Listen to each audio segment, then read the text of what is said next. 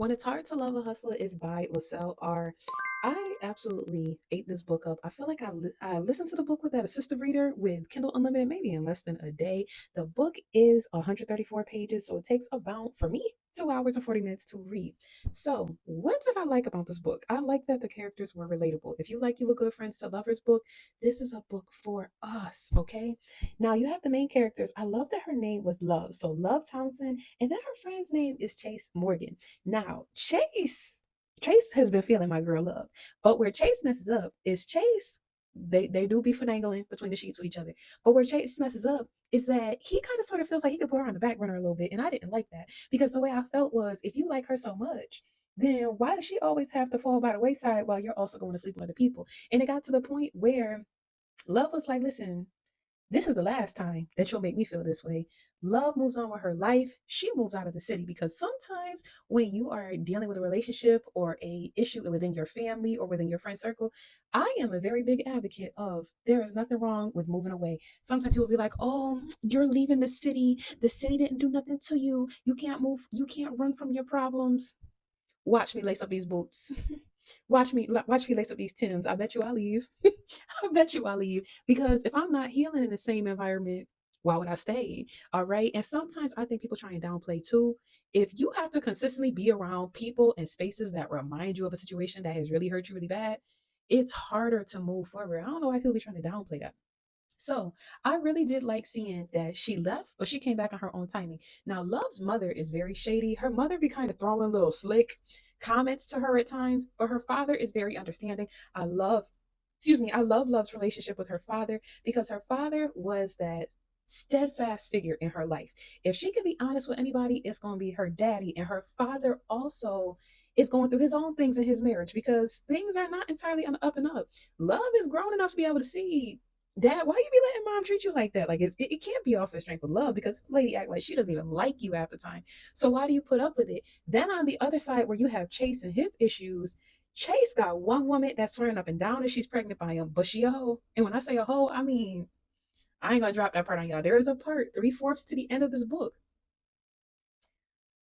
My boy Chase walks in on the scene, and I was like, Chase, I'm glad you ain't got feelings for Shorty, cause bro, the way they got her hemmed up.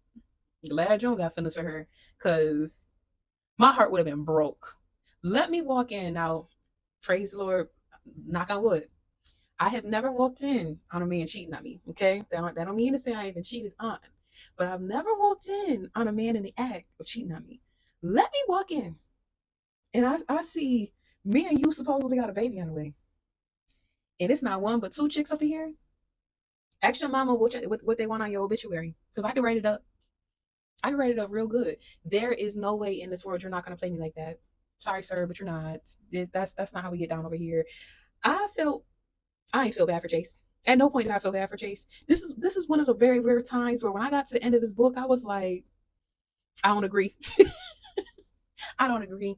I did not like the way that it ended because I felt like, nigga, you didn't cry hard enough.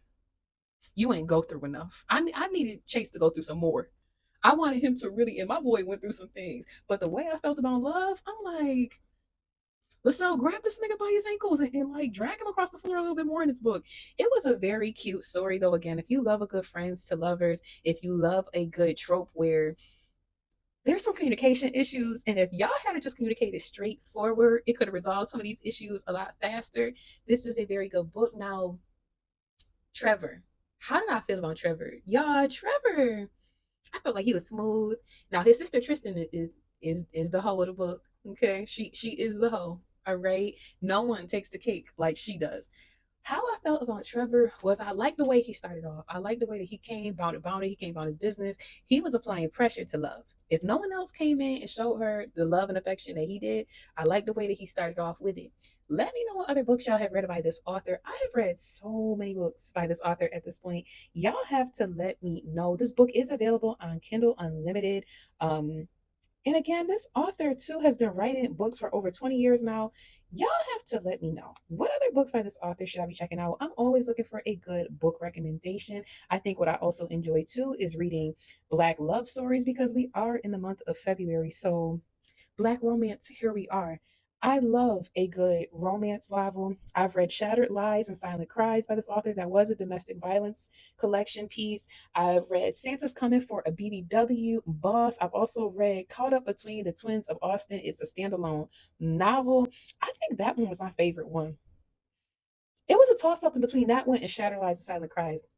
I was very satisfied with the way both of those books ended. Let me know what other books I should be checking out by this author, and I'll see y'all in the next book review.